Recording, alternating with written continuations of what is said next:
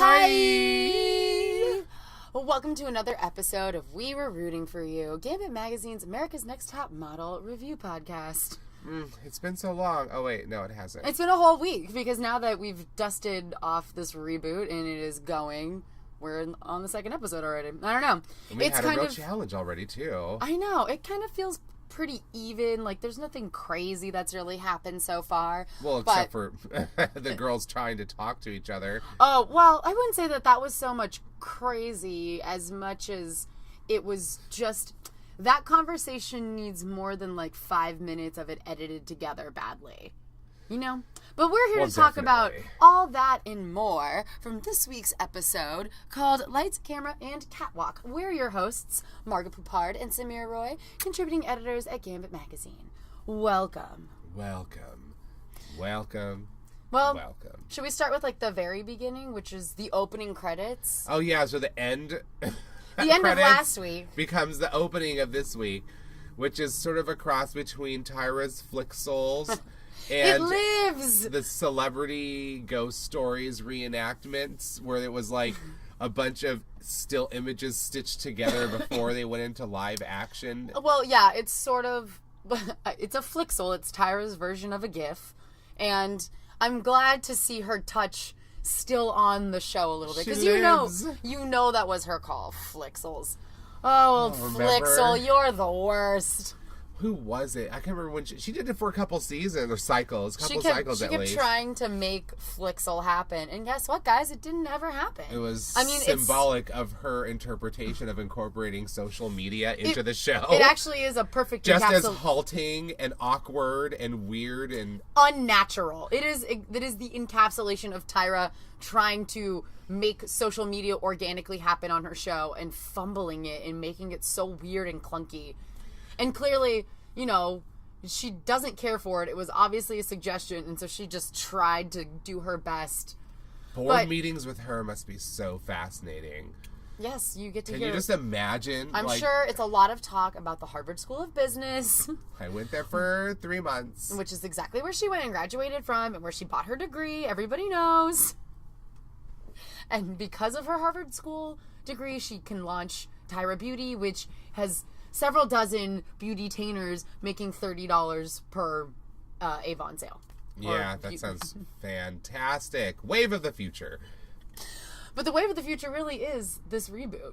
Because, I mean, well, minus the Flixel aside, which I did kind of like it. I actually kind of like how they do it because you actually get a good view of everyone. Yes, and everybody looks really different. You know what it actually is more like? It's like the Snapchat.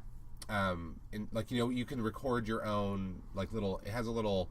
thing like that of your face that you can record, but basically it's like you making faces, like 3 or 4 different faces. Like a little photo booth? Yeah, like a photo booth thing, and it just runs all the photos like in succession, so it looks like a like. So it looks animated, like a GIF. Yeah, so it's like these things. So it's like they chose, because the fact that they're in front of yellow backgrounds, maybe that's another nod. Well, in front of that classic America's Next Top Model, yellow.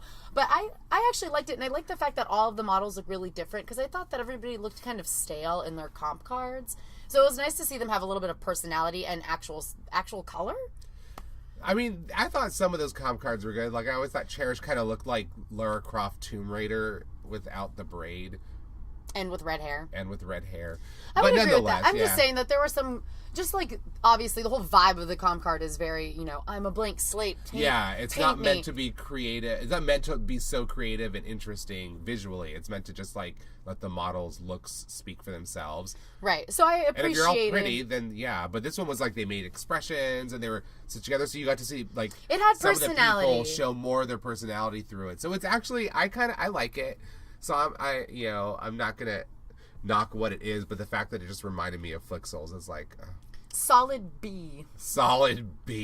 I did think that some of Rita's poses were repetitive. I was like, that's not a good look if you're hosting America's Next Top Model. I'm just saying. I'm not saying that I thought the same thing. Like, it was kind of like... Under pressure, I definitely do the same poses in a row a lot, but I'm not a model. And it's I'm like not... almost the same face every time. I'm not a brand. I'm also not a boss, so there are all those things, too. So... Like, put some expression in your face. But she just did, like, the kissy face. She did, like... Just kind of like a basic, like, I feel like she gives better face on Snapchat than she does in this intro, but Like I told you before we came in to record, I actually think that she's going to make a fine host. She's already got all of the markings of a baby Tyra. Yeah, she does. She's the right ones, but she's still like a nice person. Yeah, no, but I mean, like, the aspects of Tyra that are... the difference. Well, it's just Tyra, like, the funnier, more ridiculous parts of Tyra, which are... turning every story into a story something about her yourself. that had nothing, like, nobody asked. Like... And but yes, it's like, I'm trying to show you how I can be relatable to the issue that you're going through right now in front of me. I have a sister that overshadows me too. We're not twins, and she's 2 years older than me. She doesn't really overshadow me, but I'm relatable because I have a sister. I was impressed that she recognized that in her, but it's also probably like, a psychic being like, I bet someone in your family died. Sometime. Someone with an A in their name.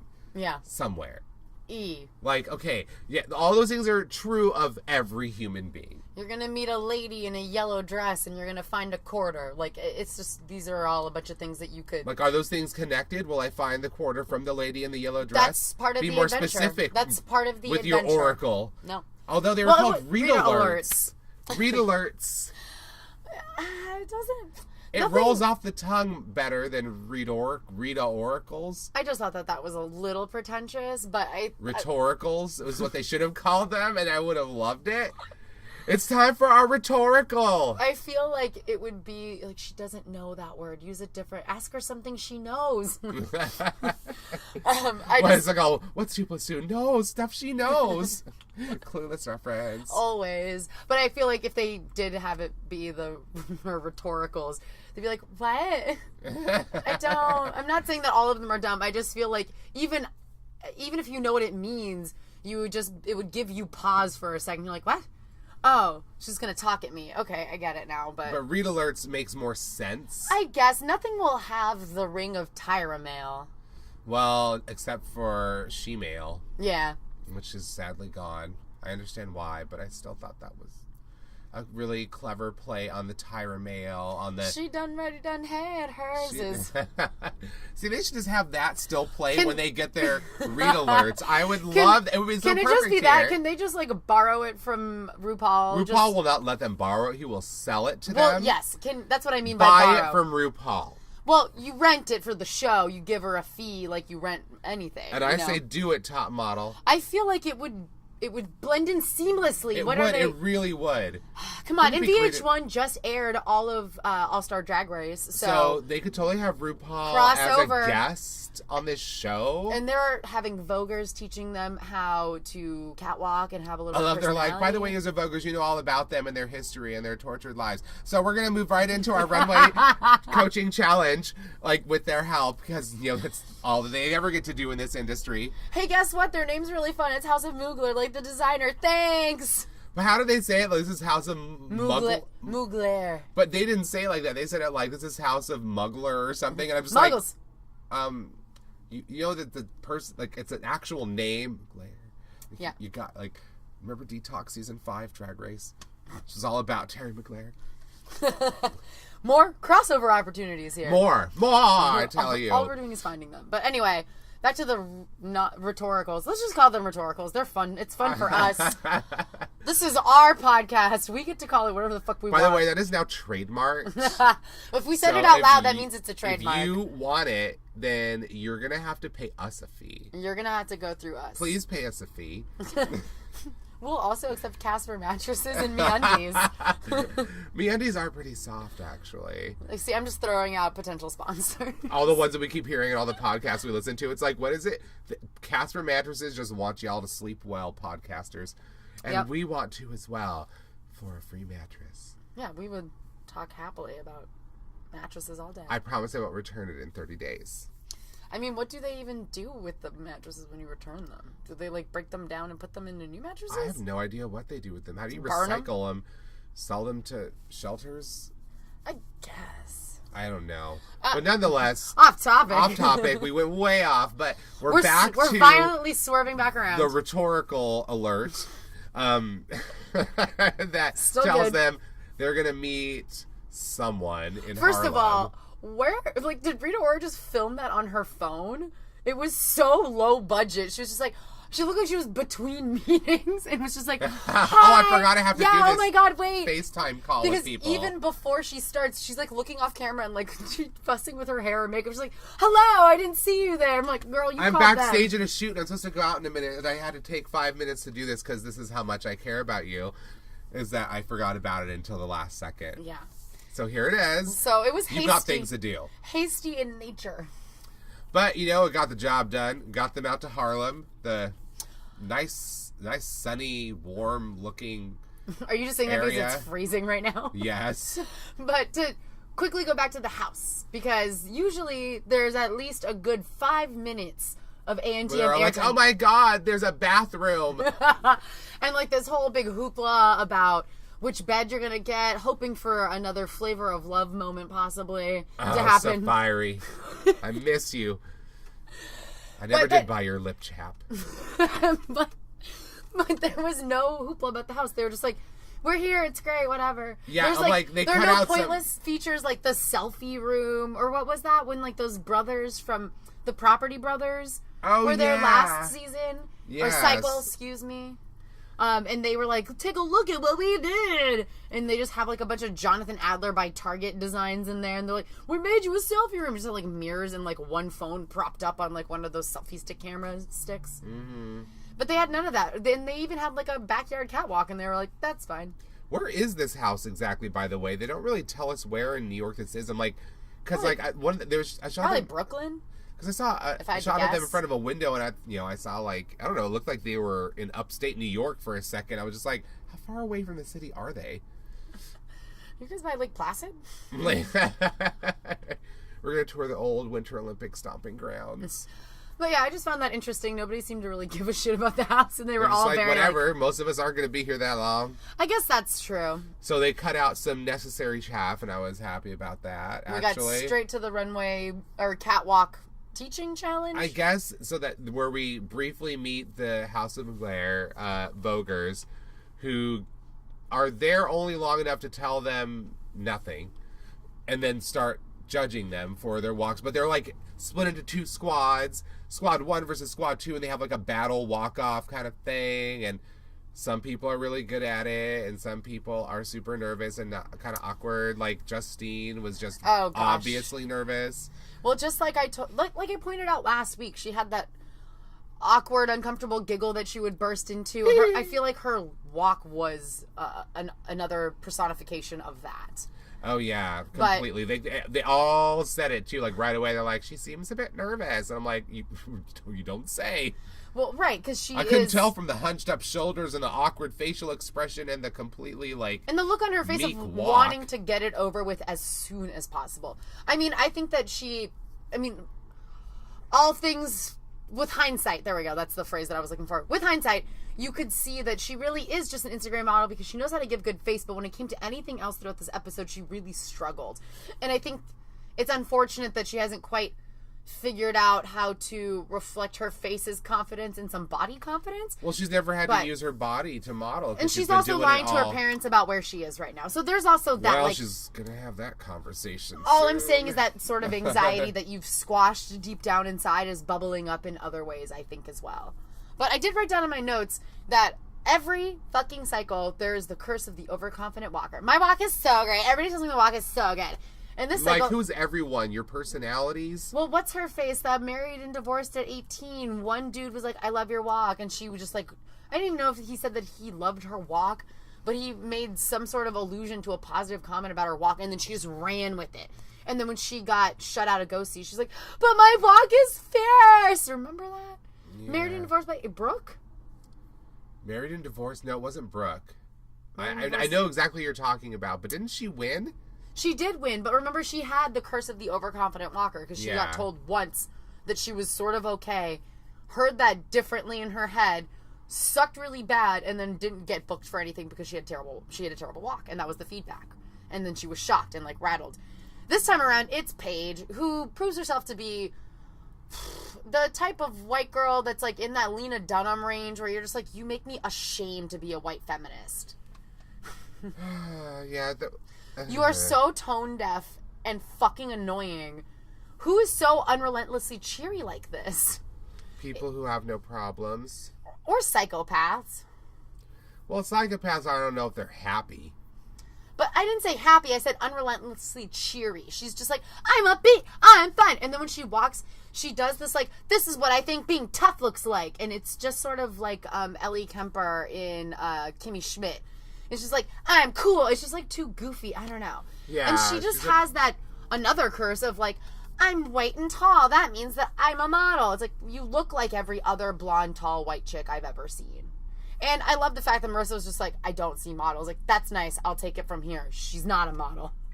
No, she's just tall and blonde. And, I mean, I'm and not thin. saying she's stupid, but, like, you know, she's got, like, what a lot of people want in a model.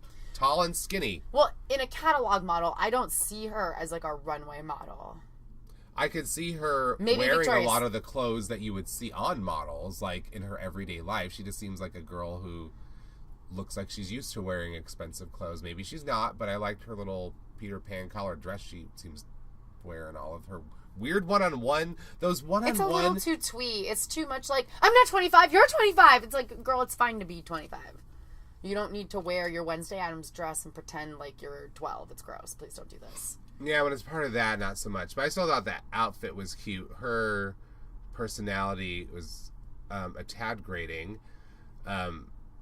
But they seem to like she's got she's one of the people that has that kind of attitude, like, works when you're like doing like a runway battle, because like, oh, look at her, she's like serving, she's not afraid to just be goofy. Sometimes they like that, but then it's like, can you be something other than goofy? I don't even know. It's not that she's goofy. It just feels, or it's like there's not as much. It doesn't of a come filter naturally for her. Like, she'll just try it. Like, she won't like overthink it, but she'll try to do it. Even if she's not that good at it, the spirit of just like, oh yeah, let's do it, let's try it. Is something that sells well. Spunky. So people like that. It's kind of like when you meet like those overly cheerful people that talk to everyone like they're talking to their cat, and it's like some people just really respond like, oh, they're so nice, and I'm just like, I can never talk to that person again. I will lose control and strike you.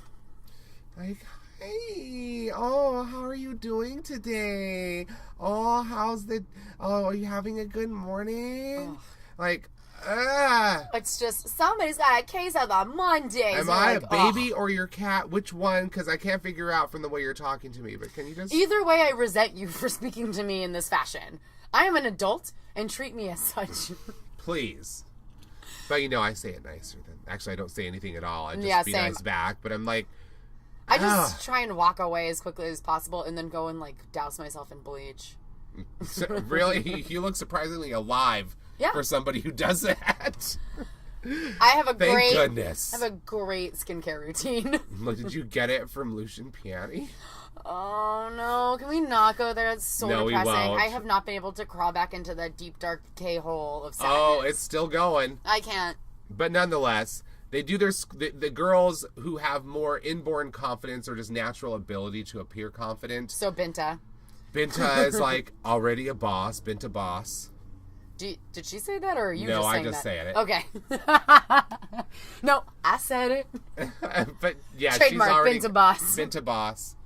It's a whole line of products you can get out of that. I get a 10% fee at least, or something. I get something out of these sales. Binta Boss, Binta Brand, it's like Beta brand.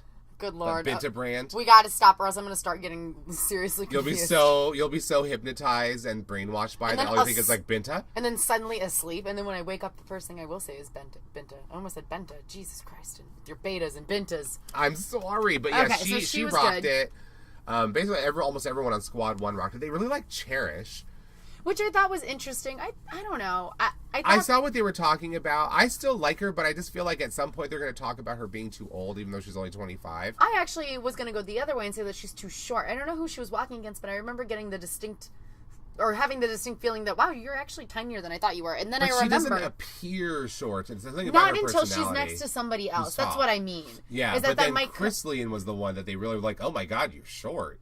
But Chris Lian was also the one that I was surprised got positive feedback during the walk challenge. Which was odd to me. I guess it was like, it's one of those things where like they're good at one thing, but everything else, it's just like, why doesn't it work everywhere else, but it works here? It didn't really work for me. I didn't think she was that great. I don't know, because they were encouraged to be kind of silly and like slightly Vogue-ish. So it wasn't like a traditional walk, but it was interesting to hear. Well, first of all, it was just interesting to hear Stacy's voice. It sounded like Vin Diesel. I was gonna say it sounded like she had been shouting at a concert all night.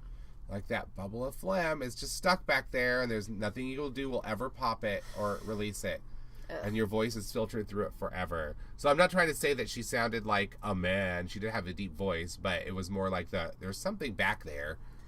I just felt for her because after spending 2 weeks of doing holiday bullshit where you're shouting in loud places, my voice is finally back to normal. Because I don't know what her voice really sounds like because I've never heard her voice before until this episode of this show. When she was actually a very good guest. I really liked her. I thought that she had a lot of valuable insights to share with the models, and she really was somebody that worked hard, and I think that she's somebody whose advice you can take easily because she's very supportive of everybody. Yeah, I liked her. And she seems very encouraging and And she was genuinely naturally like a really good walker. Yes. Well, she also has like legs for days. Like that was the first thing I saw even before she talked. They had like a long shot of her walking from her profile, and you're like, oh my god, what is she, like 6'2"? She looks, and it's just like in her, like. Oh yeah. I know she's probably worked on it, but it looks so natural and easy to her. She's effortless, but she also said that she'd been obsessed like her whole life, and she's been practicing for this moment her whole life as well. So she felt like a really good fit. I really liked her a lot. I thought that her feedback on Kyle was very spot on. Yeah, because Kyle's walk was kind of stilted as well. It seemed cautious. Yeah. Like, she's not used to it. But it's kind of like, there's always one of those slightly androgynous, not always, but a lot of times there's a slightly androgynous girl who has that same kind of awkwardness when they walk or when they, there's some filter that they have to, like, dissolve before they can, like, really be themselves. Oh, so when the moth becomes a butterfly type transitionary period. I almost said caterpillar, which wouldn't be totally wrong, I guess. But no, it's also correct. But she's a step above a caterpillar at this point. She has advanced past caterpillar phase. So. But I like Kyle. I actually wrote in my notes, she's my favorite, but she's too nice and normal to actually win, and I don't know if actually winning would service her career anyway. Yeah, but she does naturally have, like, such a genuine... Like, she's really, really gorgeous. No, that's what I mean. Like, and she's just but still so, like, she could do so many... You could see her in so many ads and so many high fashion ads and so many runways, but she's got to be comfortable with herself on the runway. I loved her suit on the runway, though. That suit was fucking lit. They didn't use the best shot of her when she did... No! Like, they showed us one shot when they were filming the shoot, as part of the episode, and I was like, oh, that's amazing. Like, they're raving about her, and then the actual shot they chose was, like, something else that didn't look as great. But I feel like they do that all the time, though. It's exactly... That has not changed, which we'll get to when we get to, like, the photo shoot judging. Photo reveal. Which I have been looking forward to for quite some time. Like, the official photo. Yeah. All glammed up, full hair, full body costume, makeup, lights, everything. I was very excited by that. And I actually really liked the photo shoot concept. And I liked Drew Elliott. I almost want to call him Drew Joji, which is a comedian's name. Yeah. He's not that funny, but I could see Drew Joji doing an impression of Drew Elliott. That would be funny. Could. Maybe on the next Cocktails and Classics season. Yes. But that's neither here nor there. Squad 1 wins, and their prize...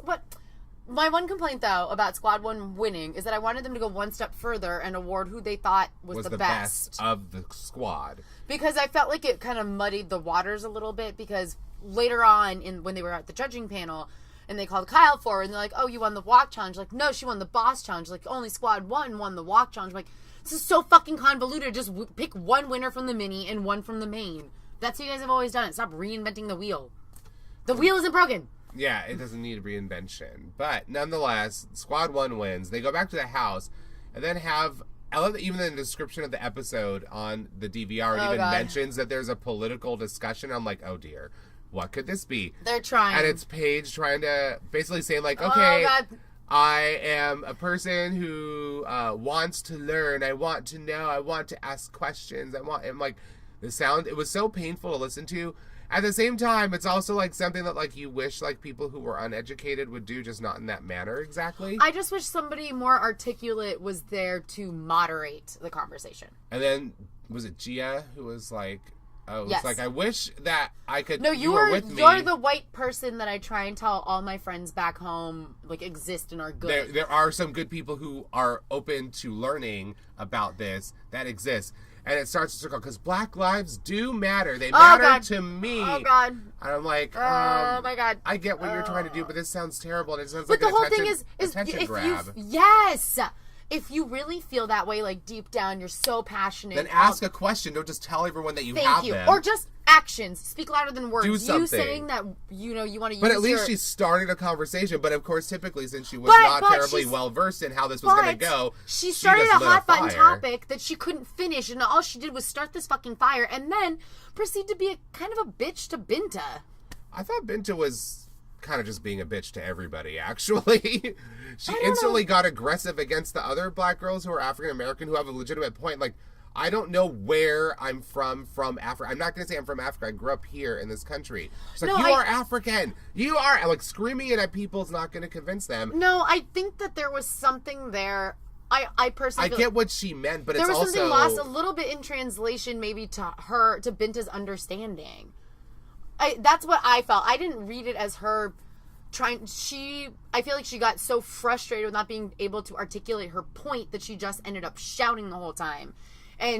But then she was, like, rude and bitchy the whole rest of the episode. I didn't think so. There was something that Paige said that was annoying, and she kind of called her on it, and I was like, good. No, it was more like, she's like, you're not supposed to touch clothes. People are so unprofessional. It was just, like, constant judgment of other people throughout the episode from her, which But that was kind of true, though. The way that, and I think it was that Tatiana Broad agreed with her. It was like, you shouldn't behave that way. And the way that she behaved was embarrassing. But that girl sounded like she just was going along with, like... she thought sounded like professional, honestly, but doesn't really know. But what herself. Paige did was like the way that she acted was unprofessional. But who cares if Binta thinks so? I don't care. She's not in charge of the show, so like. But there's what are you going to accomplish by just openly criticizing people right before you're supposed to do some work? Like that is also not professional.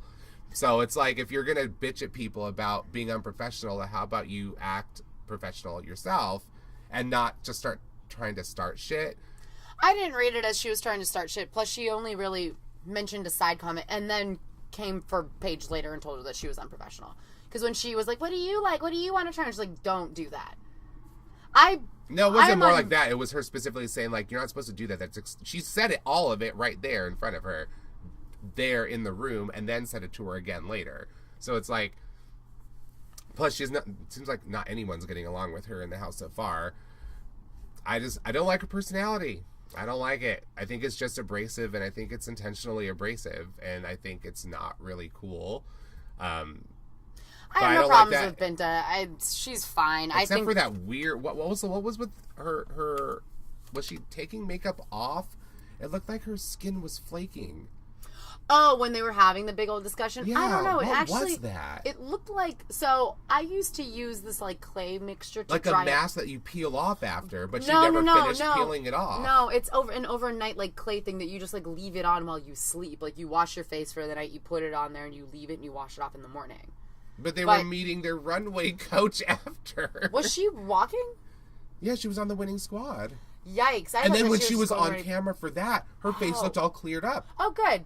So it's like she was like mid, like I'm taking, but it looked like she still had makeup on. I still don't know what that was. You think she had makeup on too? Well, I think maybe she's just so, like, because she is naturally like stunning. So maybe her skin tone and her lips everything looks beautiful without makeup on. And then, I think you're right about the discussion portion was that she just missed a bunch of spots because I personally thought that she had left on cream for the evening, but I completely forgot that she was on the squad that won.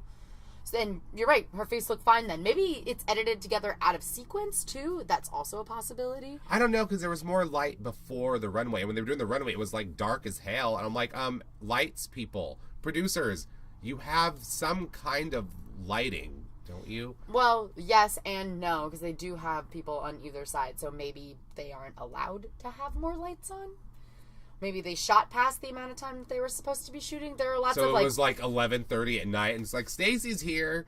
Or it's like, oh, now we're finally all set up for the runway, but we can't have all the lights on. Like, I don't really know what. Because wasn't that slightly odd that it was. I mean, I don't really think that much or that deeply, I guess, about lighting choices in reality shows. Well, I think if you're putting a scene on where you want it's like a thing where this is the win of a challenge. Well, honestly, from just a hazard standpoint, you should have a well-lit runway, because if one of those chicks snap their neck, you're fucking liable. Because, it was still dark even on TV. You could tell there was some light, but that is always way brighter than it actually looks when you're there. Yeah. So I can only imagine that it was a lot darker where they actually were, and I'm just like, that was a bizarre choice. Binta's mystery cream is probably she probably just washed her face better before Stacey came, or it's shot on different days, or God only knows what, but I think you're right. It was probably just leftover clay mask crud. But that whole conversation did not go well. I don't think a bunch of half-drunk 20-somethings... I don't even think they were drunk yet. I don't think they had anything to drink by that point. It was still... It was too much light in the day. I don't think they'd been given the alcohol yet. I don't... Because none of them had a drunk vibe either. They weren't, like, slurring their words. They weren't swaying. They don't need to be slurring. They didn't have red eyes. But they were all passionately shouting with each other. It seemed like they had a good glass of wine at this point. I don't think they had any alcohol before that conversation. Sure. I think that they're just all young and impressionable, and they all shout a lot. That's partly it, but I respectfully disagree. But either way, they didn't accomplish much with their conversation. I don't think. No, they didn't. Which sucks, because it could have been probably a conversation that everyone probably needs to have. Everywhere. But I think it's one of those moments where, like, it would have been serviced. Well, obviously it was a spontaneous... in something for the purpose of trying to appeal or appear. If they thought that they were going to be so passionate about it, then they could have brought in Rita or anybody else to kind of shepherd the conversation into a productive path, instead of having it sort of devolve from human resources counseling to come and guide them. No, but like Tyra used to be able to kind of hold court in these sort of situations. Someone similar. Well, when Tyra was there, they all were on their best behavior. As soon as she left, it would just go back to like, but you. No, that's not what I mean. Not like oh, you guys all need to be friends and sisters, but it's more like, let's have important discussions about issues about being body conscious, or what it means to be a woman, or what it means to like start your own brand, or sacrifices in your career, but from a minority standpoint. Like, she would hold conversations like that. She would, but then as soon as she left and they had to talk amongst themselves again, it would turn back into that. Right, but then it wouldn't even be about those things anymore. It would just be like, you're a bitch who carved something into my brownies, or whatever. Like, I'm just saying that having someone there sort of separates having the need, like, you can have your drama and it can just be about something trivial, instead of having it stem from like a hot button issue where it divides the house a little bit or makes people feel uncomfortable, especially this like early on, and you guys don't really know each other that well. I don't really know if that'll have like lasting negative repercussions or if it'll bring them closer, but they're going to be moving so fast that I don't think a lot of that is going to stick, since it happens so early. Mm-hmm. Because they're going to have to focus on something else pretty shortly, and then something else. So it's like what we're always seeing with them is how they're feeling in the moment, like with this person. And then if it keeps happening with the same people, I was going to say, I'm like, people are perfectly capable of holding grudges on the show, and then that they will hold on to. But as far as like specific things, like, oh, this is going to destroy the house, I'm like, every season of every reality show, something happens. It's going to destroy the house, but somehow everything still keeps going. Right, the house never and really nobody is gets destroyed. Attacked. Very rarely. There was the Wiccan who beat up Adam the frat man. What was the Wiccan's name? Like Chris Angel or something? No, that's a horrible magician. Quotes. Allegedly. Air quotes. I forgot his name, but he's gone. He gone now. Just like Beto. Shit, what was his name? Something, I don't know. Like, I don't remember what the fake Wiccan's name was. Oh, God, what was his name? Anyway, moving on. It's not going to really destroy the house as long as you don't have a Wiccan casting spells. So, I do feel like the Binta Paige feud is going to be one. Well, it'll last as long as Paige lasts. Because let's face it, Paige is going to go home first. Of course. Well, realistically, 13 of them are going to go home anyways. Well, I mean, like, but in the order, I think she'll go home first. Ahead of Binta. Oh, yeah. That's not, like, the odds are going to be heavily in Binta's favor on that one for sure. But I always get the feeling that, like, Paige could also end up being like that girl who's not very good, but somehow just keeps surviving because... Shannon. Which Shannon? There's The been first more than... the first season Shannon. I forgot there was, like, so many fucking Well, she Shannons. actually did have some good photos here and But there. you hated her. Oh, I still don't like her. I just didn't think she was very... She was just very boring, and I just thought her personality was really fake. I didn't like it. Yes and yes. So, those don't usually add up to like for me. But, yeah, I felt like there was another Shannon in another cycle who was also boring, but... I feel like you're right, but I can't conjure up an image. Chantal. I was thinking of Chantal. Remember, she was tall and blonde and thin and had the, like, the bangs. Yeah? She was basically just tall and pretty and All blonde, of and she this- lasted till, like, the final All three of or this four. tracks, I just cannot conjure up an image. Just... That was the season with Celicia.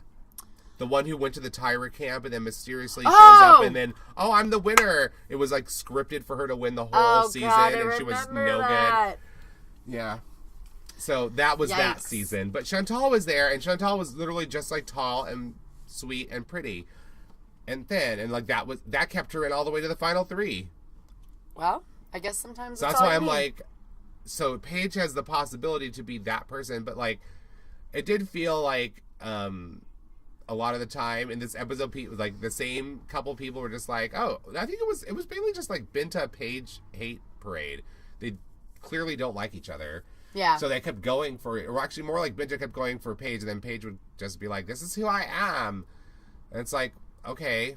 I also don't know why it matters so much to Binta. Like, why does it... You're clearly going to beat her in this competition. Can you just move on from this girl? That's true. She should just drop it. Like, get over it already. Like, I don't know. I don't even think you know what you want to accomplish with this mini feud, but it should just end for your health. For our entertainment value, I'm okay with it going a little longer. I feel like Paige it's not Paige herself. It's like who she represents. Yeah, I'm sure. The kind of... And it's just like the type of chick who's like, I don't like conversations, but I do like to drop bombs and then I walk away and pretend like I don't like confrontation. Just like white people. I'm telling you, she's so cringeworthy. It is upsetting. We'll see how she goes on in the a next Lena episode. Dunham level. I cannot stand her. Lena Dunham level. I'm telling you that, like, the way that she talked, I was just like, oh, God, please stop. Well, maybe she will never... Hopefully she'll never write a character who steals the maid's tip before she leaves her parents' hotel room. Like that first horrible episode of Girls. Oh, I never watched that. Yeah, that's what made me never want to watch it. I thought you were telling me, like, a subplot in The Help or something. Oh, no. Like, she goes to ask her parents. She's, like, high on, like, mushroom tea or something. I don't remember. And I can't. I don't want to hear it. I really don't want to hear it, honestly. And then on her way out, when they say no, oh, God, she takes the maid's tip. I can't. That's how awful. Awful. I already knew she was... I don't... But yeah, I don't need more evidence. My case is built. Always need more evidence. We need more. Don't let it go. Not a single bit. Nonetheless. Can we talk about something fun, like their runway shoot? Oh my goodness. So they all practice their runway with Stacey, who gives them her story of how she was rejected by so many people in fashion, and then she finally got to work with her idols, Jean-Paul Gaultier and Madonna, who inspired her. It was actually a really nice story. Probably one of the better stories that one of their guests had ever told. And it wasn't told with like such a me. No, it really felt like... It was like, no, I want to tell you, like, this, there's going to be a hard phase to go through. Her message was like, it can happen. Like, look at it. And I appreciated hearing about her tenacity of like enduring so much rejection and just being like, it's gonna be like this, guys. It's not everything's gonna be like America's Next Top Model. But that's why the other B you need to remember is to believe in yourself. Yeah, I thought that she was really sweet. I hearing about her model dinner was terrible. Oh my God, that was awful. What a horrible experience and what a piece of shit that dude is. For real, and nobody knows what his name is. Well, because she's classy and she didn't name drop anybody. Professional. Yes. So she gives them a couple tidbits, but I never feel like these segments are ever satisfying. I always want to be like, want to see more of the coaching. I want to hear more like the tips that you give them because I want to see if they can incorporate it. And it's always like this very not slapstick, but it's very like thrown together brief brief montage, and it's not, you never really get a sense of what she tells them. Yeah, I did other than love like practice. That the squad 2 people were all crouching in the windows trying to stare down to like, we're going to get some tips too. And That's I'm like, you smart. can't hear them. But I love that they all were like, whatever, you got this prize. You did it in front of a window. I'm going to look. I think that's smart. I mean, crack the window open a little. I don't know. Did those I have no idea. The windows are sealed shut. I'm like, do they not open from that vantage point wherever they were in the house? They don't open from the inside. They only open them when they want us to have air. They want them to be slightly starved for air and affection, to get what they want out of them on TV. But yes, the runway / photo challenge was, working the runway like a boss, blah, blah, blah, blah, boss, brand, boss, booty, tooch, how many, I don't know. I know. I guess boss, business, brand is the new booch, tooch, smize. They got to come up with the new, their own taglines, their own, catchphrases, and that's what they're going with. So they, of course, say it like 5 million times. But they have to walk down the runway in what designer are they wearing? I don't know. But like Zendaya was there because she knows La Roche. Well, La Roche is her stylist. So that's how she got on the show. And really the prize she gets to pick her favorite, and then they take a selfie with her in like a dark corner. And actually it was an overlit hallway. And it wasn't even a really good picture. Like, it was... No, it wasn't a good picture, but it looked poorly lit again. It was it was like snapped on her front-facing Samsung phone, so... Before it exploded? Exactly. Anyways, so they walked down the road. By the end of the runway, there's a gaggle of hot men in tank tops. Yes! They're supposed to, like, lay back into, like, they're crowd surfing, and then then there's a photographer in like a crane or something up above looking down. It's like in some scaffolding or some shit. Yeah, like they're taking a picture of you laying amongst the men. Which was, fun. Looked like a fun shoot to do. And like your first runway challenge becomes your photo challenge. And I'm like, okay, yeah, thanks for being clever. I feel like we've done this before. Something like it has happened before. But nonetheless. Maybe they didn't fall in a pit of hot dudes, which I fully support. But I want to do that challenge. Yeah, is there like a pretend to be America's Next Top Model where we like walk down a runway and then we can fall on some guys? Well, you could just get drunk at a bar and fall on some guys, and that would be almost the same, right? There's no guarantee. Carry me. There's no guarantee that they'll catch me, so I don't really know. Trust fall. Impromptu trust fall. Well, some of the people seem to be able to trust the catchers a little more than others. Like, some people look amazing during the shoot. This is the thing. So it's this is always the case, is that you watch the photo shoot as they're doing it, and you're like, okay, well, I see lots of great shots. And then you see the shots they chose, and you're like, what the fuck were you doing? Who is that photo editor who chose this?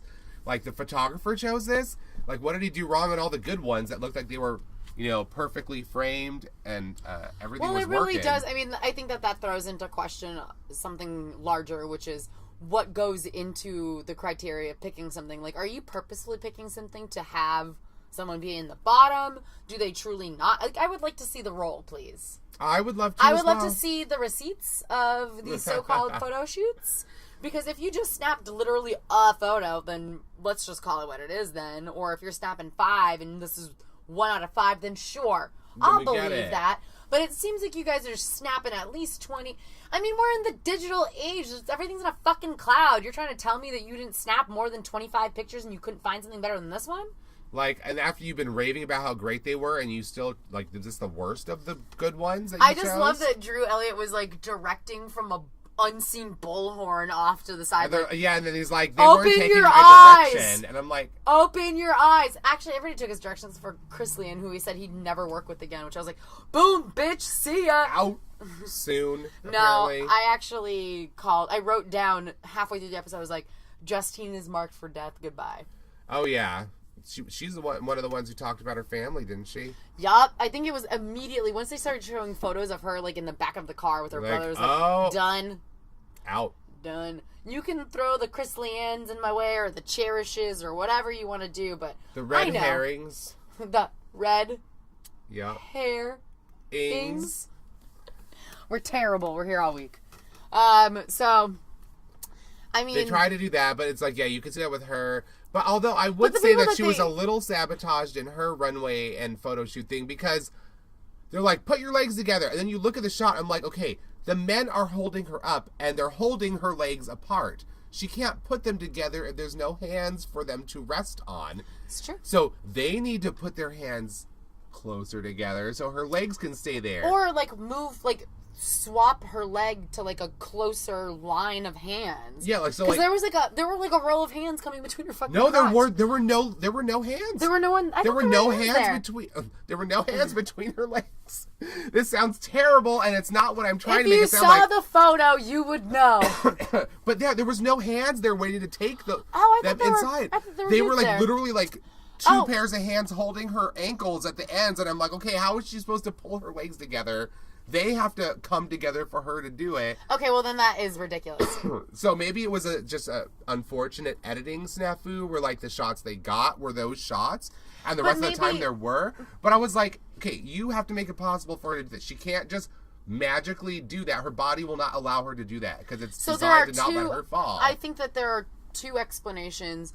One could be that they did finally get the dudes to move closer together so her legs are closed, but all of those photos weren't very good, so they had to pick this one because her face was better.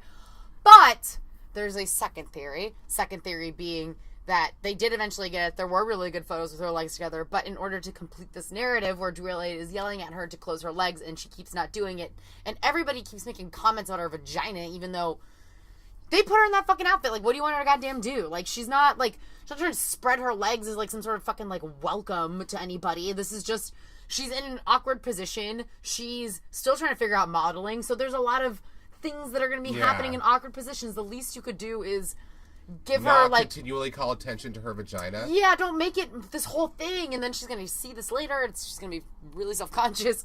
Either way, my point being is that they probably picked a photo that suit their narrative that fit with the footage that they wanted to use for that part of the shoot. So it's because unlike all of the other photos that we see, and they're like shouting mixed criticism, and we can't tell what it's going to look like, and then we see it, and it's either amazing or great. They will always have the one where it's like, we told her the whole time, so that you can follow this through line up until her elimination. Yeah. Like, Kyle, there was a couple moments of Kyle's shoot where I was like, oh, that's amazing. I can't wait to see that final shot. Yeah. And they raved about her, and then the shot they chose was not the best shot. It was still really good, but it was just like, it's not matching what you're raving about.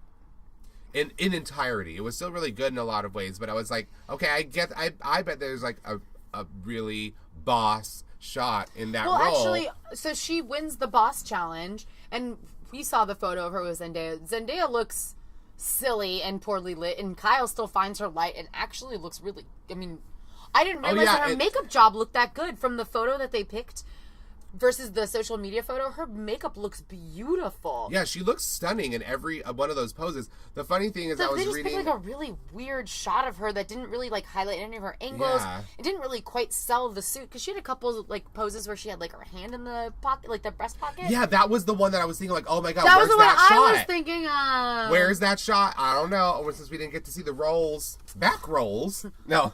Back rolls. We didn't get to see that shot. But the funny thing about that, the selfie prize with Zendaya, like the girls are like, oh my gosh, she's gonna get like a couple 100,000 new followers from this. I read it online that Zendaya did not post it on Instagram. She posted it on Twitter.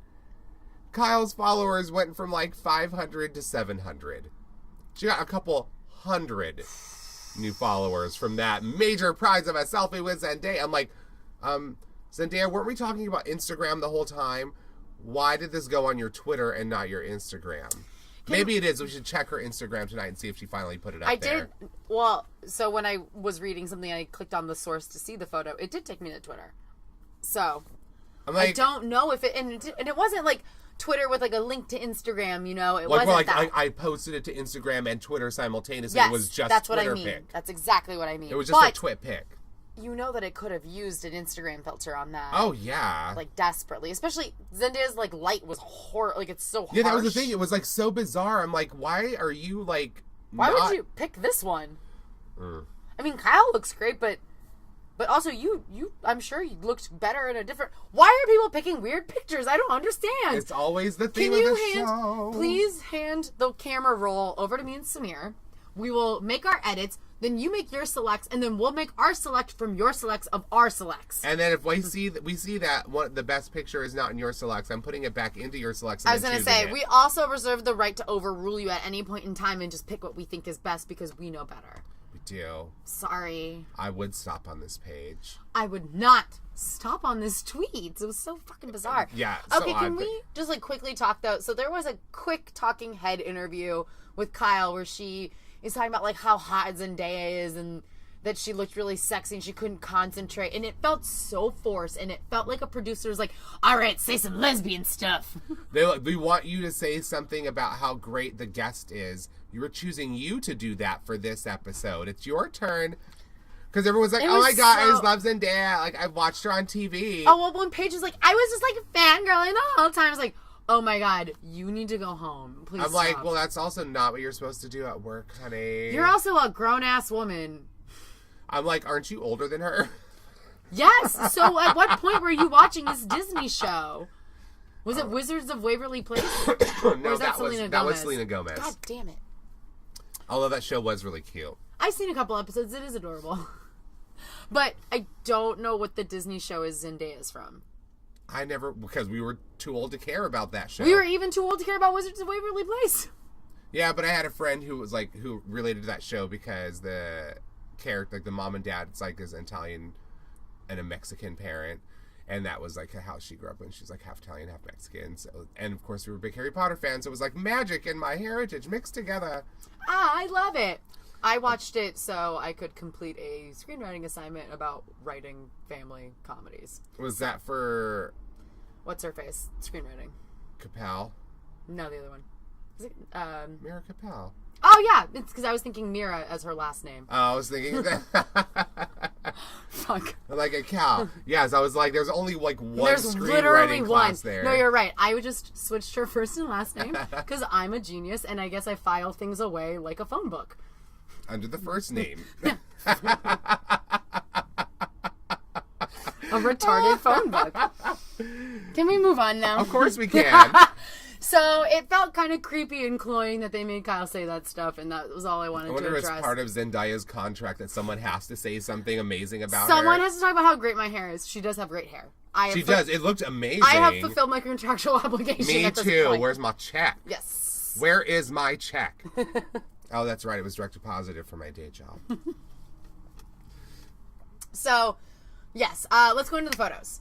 So we talked a little bit about Kyle. So they have first and second runner up or whatever, I guess is the way that they're going to break it down. Kyle won it from Zendaya's perspective, but from the judges' perspective... Oh, wait. Oh, shit, you're right. No, I messed that up. They chose their own winner, but let's see, we go through the Tosh and Cody. I have no idea who went first. I think Tosh went first, because I think so. But no, I mean, you mean first in total, who was the first one to get judged? I don't remember. I thought they started talking to Kyle first, but I don't remember the order that they talked to the girls in. I actually thought they started with one twin and then ended with the other twin. Maybe that's how they did it, bookends. Yeah. But okay, so they liked Tosh's photo. Twin end. Twin end. All right, twin end. The thing is, there's a lot of the photos that they're like, this is amazing, and I'm like, that's not a very good shot. Right? It felt like that a lot. And then, some of the ones are like they were being overly persnickety about, they were being really persnickety about India's shot, and I'm like, that shot actually looks really amazing. You're, getting on her because one eyelid is slightly lower than, you have one eye that's smaller than the other, so when you do that, you need to figure your angles. I'm like, actually, the angle where she's face on and you see her amazing bone structure is what makes this shot amazing. No, I totally agree. I thought Ashley Graham's critique felt like they were very Kelly Osbourne talking about the only thing that would fix this would be some tailoring on Fashion Police. It felt like it belonged to somebody else. I was like, I don't see what you're talking about. Some of it makes sense when she talked to Cherish about I'm talking about just strictly with India. I thought that those critiques were meant for somebody else for a second, because there was a moment where I thought that they were done talking about her photo, and they cut to a single of Ashley Graham talking about stuff, and then talking about this picture, and they cut back, and it's still India, and I was like, wait, are you talking to her about her chin? Why are you talking to her about her chin? You're going to all these really weird details that don't totally seem applicable to the photo we just saw. I don't, and of course she just thank you, bye. Just take the critique and say thank you. I love that. It's like, we don't actually want to hear what you have to think, Chris Lian. I mean, I kind of have to agree. When it's what she had to say, yeah. You don't really need to hear that. I mean, and also 9 times out of 10, once they start explaining something away, it's gonna go south real quick. Even as the viewer, you're like, just stop. Like, it doesn't sound good. You're just blaming abort. the photographer already. It's the first photo challenge, and you're already blaming the photographer for you not having a great shot. And like the lights were really bright. Yeah, well, they're probably just as bright for everyone else. But then at the same time, I always have to wonder, because I did notice that Justine's picture was, I think she was towards the end of the runway, wasn't she? I was like, after these guys have been carrying girls for like an hour or 2 hours or 3 hours, how tired must they be? Because I feel like the girls at the end, they were just like, I can barely hold you up. And those are the ones who are like, yeah, you're having a really bad pose in this photo. I'm like, maybe because they were like on a human version of like a waterbed at this point. That's actually a very good point. I didn't even think of that. Because I don't know why, but I thought that they had like, they cycled out the dudes. I thought maybe they had like a whole like harem backstage. Like, okay, the little tired ones that gotta go, bring in these ones. Right. You've only been on for an hour. You've been on for 2. You take a break. This guy will fill in.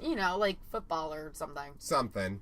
I thought maybe there was a or like possibility wrestling, like a tag team or something. But it felt like at the end they got kind of tired. I think you're right. I think that if anything, Top Model has held on to its tight budget constraints, and they did not have multiple extras on hand to help relieve the staff of holding women all day, which doesn't sound that bad, or like even like the worst gig in the world, but everybody's arms get tired, guys. Yeah. And I think we saw a little bit with some of those people. I think that's a really good point. Because like, wait, who else? They really loved Marissa's shot. I actually like, the more I see of Marissa, the more I like her. I really like her too. She just has like an amazing look. It's just like, I think that's the thing about those one-on-ones. It's like they're kind of creepy. Like they're like in their own little pod on a spaceship. Yeah. Like talking to like the only thing they can talk to because they've been jettisoned into space.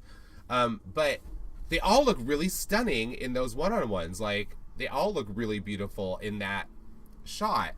So, she just looks amazing every time I see her. And I seem to, she has a good personality. She doesn't seem like, I don't know, she seems to have good common sense so far. These are all things that I like about people.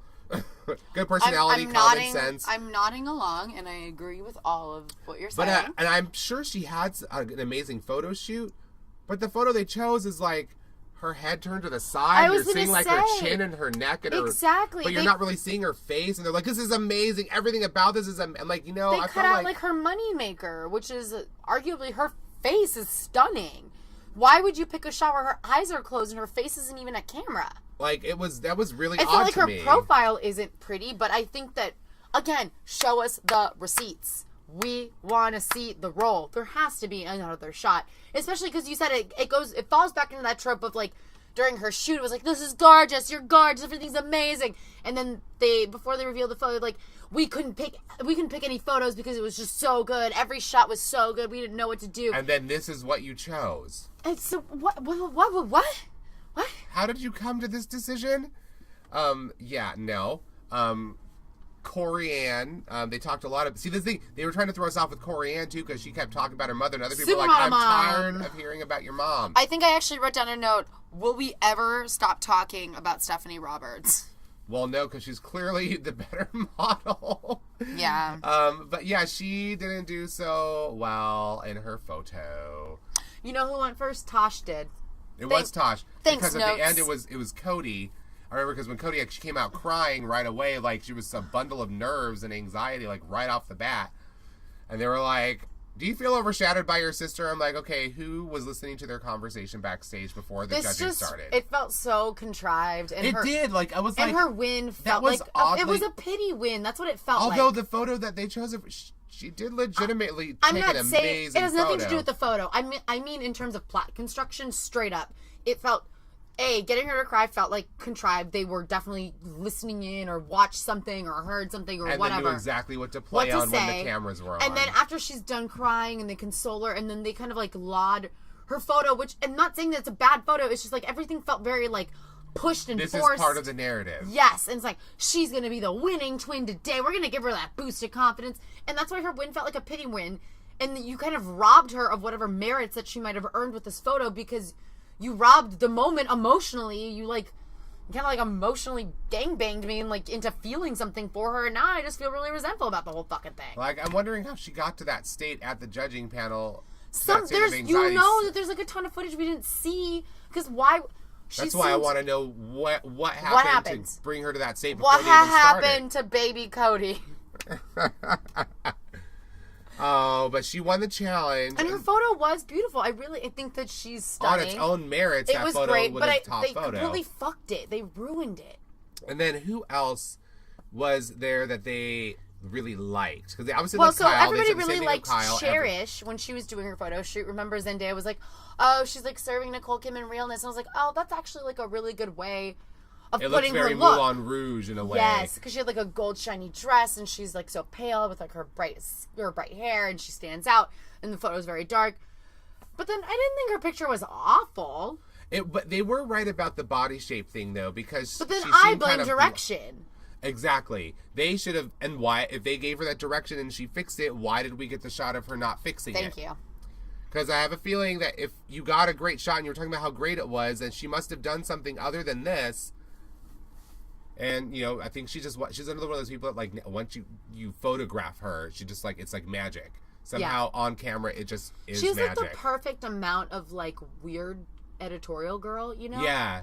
She's got, like, just the right blend of features and paleness and hair and, like, even just the way that she carries herself and the way that she dresses, her own personal style. I feel like all of it is kind of like this perfect storm, and they just need to kind of cultivate it a little bit more. Let's hope that they can. I hope they harness that. They harness her, like, weird cherishy powers so that she can stop doing catwalks on the median of the 405 freeway. Yeah. They loved Courtney. They loved Courtney. I feel like Courtney is top model bait. Just like Oscar bait, she is the equivalent when it comes to top model because she's got those, like, she is kind of androgynous. And I actually agreed with, I think it was Law Roach, was like, you look like the hottest chick and the hottest guy at the same time. Yeah, I was like, you could tell on her face, she's like, I'm not sure if I'm supposed to take this as a compliment. I'm just going to be positive right now, but I'm not sure I want to be people to tell me I look like a dude. I think it's just that she has, like, really interesting masculine features. But they're also really feminine at the same time. Exactly. It's just like, it's a perfect harmony. I told you the alien-esque bone structure. Like, those people always are, like, magic on camera. And her then 90s brows. And apparently, according to the previews of the next episode, she's soon to be the most hated in the house. So the pressure comes off of Binta and goes on to Courtney. Oh, there was all this drama in the preview of the next episode. I remember her getting yelled at, but I don't remember. Somebody saying like, "This is why no one in this house likes you." Oh, and I'm like, "Oh, is that true? I guess we got more to see next week." Well, shit already started to go down in the very first episode when she started crying when some girl came for her eyebrows. So yes, the girl who got eliminated before, who didn't get into the VIP club, but she at least made an impression. We're still talking about her. Yes. Or at least I am. By next week we won't. Yeah. Because we'll find out why Courtney's truly hateable. Yeah, I'm very curious to see what she does. Because, I mean, we kind of could tell from the trailers we saw of the season that there's something there. Something's going to go down, but I think that because she has this, like, I have scoliosis, like, she has this whole tragic backstory, but I think that she's a secret competitor. She might try and cry about bullshit, but I have a feeling that she definitely is a lot tougher than she perceives herself to be. And so we'll see that. We'll find out. Come on, San Francisco girl. You got this. Let's see what you have. But I liked her photo. I did like her photo a lot. Thought it was really good. And they liked it, and so she was obviously going to be safe. Tosh was safe. Cody was the winner. I'm trying to think who else is there. I really didn't like Chris Leanne. I'm so ready for her to go. I know. I was surprised that they kept her. To be totally honest, yeah, I really thought in the end, I was like, oh, maybe I was wrong about Justine. Maybe they'll keep her because I definitely think that she has way more potential than Chris Leanne. Oh, for sure. Like, absolutely. Chris Leanne is very one note. Her photo was whatever. I thought her excuses to the judges were silly. I thought that the fact that Drew Elliott said he would never hire her again was her kiss of death. Yeah, like, when you hear that, like... It's like, if you don't want to how work do you with come her back again... from that? Yeah, how do you, with a straight face, when one of your colleagues is like, oh, I want to book her or whatever, say, yeah, she's great to work with. How are you going to tell them that with a straight face? When he says working with her was a nightmare, I would never book her. Like, How? What are you going to... Yeah. Where do you go? Well, I guess the only place you can go is up from there. This cannot stand. Well, it probably won't stand much longer. The rhetoricals have not foretold a future in modeling for Chris Leanne. Let's see. Tatiana was forgettable. I don't remember her photo. Binta, they raved about, but I didn't think her photo was really that good. I think she's beautiful in it, but like the actual she's pose, beautiful, and her dress looked beautiful on her. But something about it just didn't gel for me. I feel like we're gonna get to like some amazing photos like pretty soon, but that wasn't one of them. I feel like they're just trying to push it on us that she is amazing because we already know. Hey guys, you don't need to push it on us. We already buy into it. We can see it. We can tell that like she has already got supermodel capability. Now like, give her right a photo there. shoot challenge she can excel at, so we can really be in awe and agree with you. Yeah, this was not it, but they were raving about it like it already was, and I'm like, no, we're gonna really see it later. I think. Wasn't Tasha's photo pretty good too? It was pretty good. It wasn't the best. And it was distinctive. But it was... the pose was actually... Because it looks she was kind of laying on her side with one knee up a little bit. One. Okay. That was Tosh. I'm pretty sure that was Tosh. Gia, I don't ever really remember Gia. Same. Paige, remember because she's annoying. Tatiana, I also... Well, Paige's was also kind of like boring, like wet seal fucking catalog. I don't know. Like, it looked like a legit shot that you would see in that kind of setting. Like, it made sense, like... It seriously looked like an Urban Outfitters Outfitters catalog. But it wasn't, like, the best. She's a catalog model, and that's all I'm going to continue to say. It was kind of forgettable and fine. Korean, bad. That was really bad because she was in the bottom two with Justine. Yeah, I know. And I felt like I don't know if we were going to get better from Justine, but I felt like there was more potential with her. I didn't think that it was Justine's time to go. We simply observed that they were marking her from the start. Yeah, it was the cycle started and early. I don't think that they have like a second shot aspect to the show. I don't think so either. I was thinking that too. I'm like, it's going to be like Drag Race is still in the brain, clearly. Because I was like, they're going to do that thing where like somebody comes back later. I'm like, wait a minute, they don't do that on the show.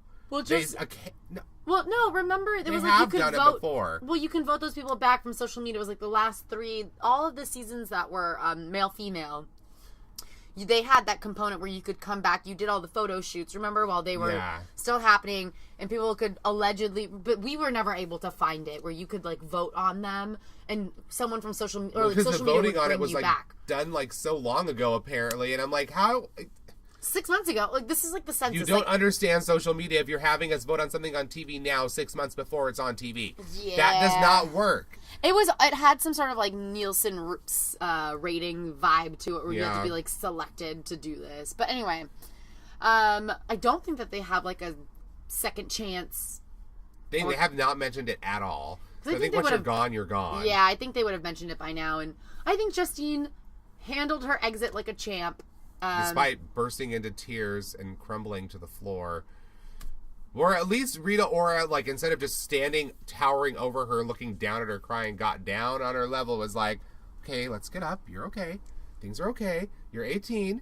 You have your whole life ahead of you. You still have, you could still do things with your life. This is not the end of your life. Don't, it's okay. Crying is okay, but, you will be fine after this. You'll be beyond fine. I sold sneakers when I was 18. Do you have a sister? I have a sister too. We're not twins, but... I understand being overshadowed by your older sister. Except I overshadowed my sister, because I'm a business... I was going to say, aren't you the famous rich one now? I was going to say, I'm like a business brand boss. So I got back at her by becoming Rita Ora. And you can get back at your family by becoming Justine the supermodel outside of this show. I wish Justine the best. She was a sweet girl. I honestly wish she maybe would have stuck around one more, so she could have corrected. See if you can get something out of her, because I don't feel like we're gonna get a lot out of Corey Ann. I don't know. I mean, I don't know if she's gonna listen to the advice to get better if they give her good advice. That's assuming you get that. That's a two-parter. The three-parter being, I wonder what her makeover will be. I know. Because it's the best episode of every season, you guys. It's next week. I'm so excited. Womp, womp, womp, womp, womp. Get your makeovers. It looks like it's going to be just as entertaining as it always is. Oh my goodness. Cherish is already losing her mind in the preview. I have virgin hair. It's never been touched before. I'm like, what does that mean? You realize you can't have virgin hair because, first of all, I can tell it's been cut at some point in your life. And new hair, it grows out of your head. It keeps growing. So the old hair gets cut off. So as we've discovered since, is that she's referring to never dyeing her hair because they want to dye it. Which she did say at some point. Well, she did. They meant, it was in the context you were able to get it. Somebody was like, we're going to get your hair like a really dark red. She's like, but you guys don't understand. It's virgin hair. It's never been dyed. I'm like, okay, I guess. Oh shit, you guys got Coke here?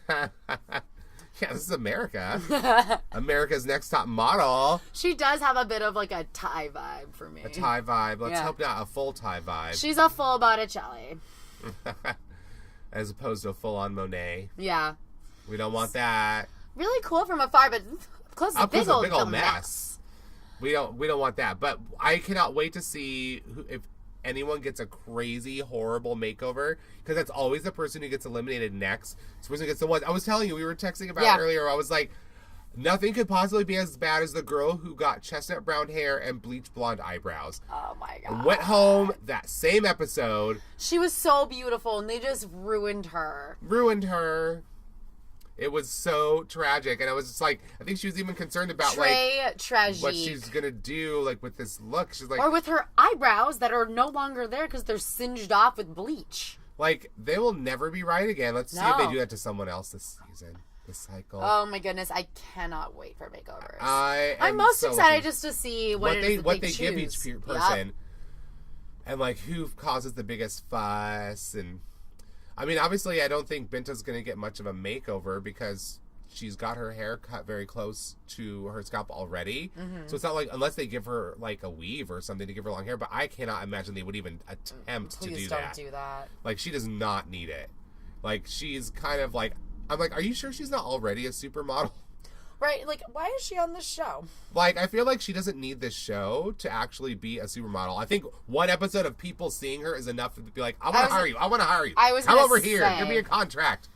Yeah, if they really wanted her to be a model, they would have been like, all right, honey, so we're going to send this on over to a bunch of different agencies, and one of them will just call you back. No, you're not Probably all of them will call you back. Enjoy the bidding war. Exactly. I'm like, I feel like that's what's in her future, whether she wins this show or not. Like, future in modeling is there for her. If she wants see it. that for her, for Courtney, and for Kyle. They all offer something different, but I think that they have the strongest and most unique looks. Ooh, so is that like kind of like your preemptive top 3 pick? I don't think that Kyle's gonna make the top 3. Yeah, I think she's gonna be like top 4 or 5. Kind of like Kim from that one cycle, the first one. It was one where they went to London for their fashion destination, and Twiggy was like the guest judge. It was that first season when Twiggy was the guest judge, I think. And there was like this androgynous lesbian model named Kyle who was like super pretty. And she made it to like top 4, I think, like around there, but she got eliminated before the top 3. But she made it pretty far. Yeah. I think she actually ended up getting like quite a bit of work after that, actually, because she had like naturally just a really amazing look. That could sell makeup, could sell clothes, could sell jewelry, could sell anything. It's like we always say, your best chance of making it as a real model is to be eliminated from the show. Yeah, it's always been the case. So hopefully that'll be in Justine's favor, but she didn't exactly acquit herself well at the beginning of this episode, or in this episode in which she got eliminated. So, well, fingers crossed for her. She's young. She's not selling Sneakers, so at 18, she's fine. She's only got up to go too. She literally just graduated from high school. She'll be fine with that giggle and all. Mm-hmm. So much to look forward to, as always, this holiday season. Any other parting thoughts about lights, camera, catwalk? Other than that stupid title for the episode. I think they're always going to be like 3 words. I have a feeling because it was business brand boss. Oh God! Lights, camera, catwalk. That's going to be their theme instead of the girl who or the girl that. Oh God! What. Oh God! Yeah, here we go. This time it'll be 3 words. 3-word titles. Oh well, we'll start looking at them because they probably have them all named already. So I can even check. Well, we can. We can check this next week. Yeah, for we sure. can confirm our prediction of it being a 3-word title every single episode. But until then, you can rate and review us on iTunes. You can subscribe and download us. You can subscribe and download us on YouTube. We're at GAMbIT Digital. You can follow our official Twitter, not our personal official, but GAMbIT's official Twitter, at GAMbIT Digital on Twitter. I'm at Marg She Wrote. Samir is at Samir Raculus. You can always check out our reviews at gambitmag.com. Currently working on 12 Days of Cagemas, and I haven't quite lost my mind yet. I was going to say, how many more days of that is there? 3. We're down to the last 3. But we've already done Con Air and Face Off, which are 2 of my favorites. We have Raising Arizona going up tomorrow. And there's a whole bunch of other Cage movies that you can read up on while you're busy avoiding your family this holiday season. Oh, those poor people. But we're very excited to talk Makeover Shop with you next week. Oh, yeah, it's coming. Until then, we wish you a happy holidays and a good bye. bye.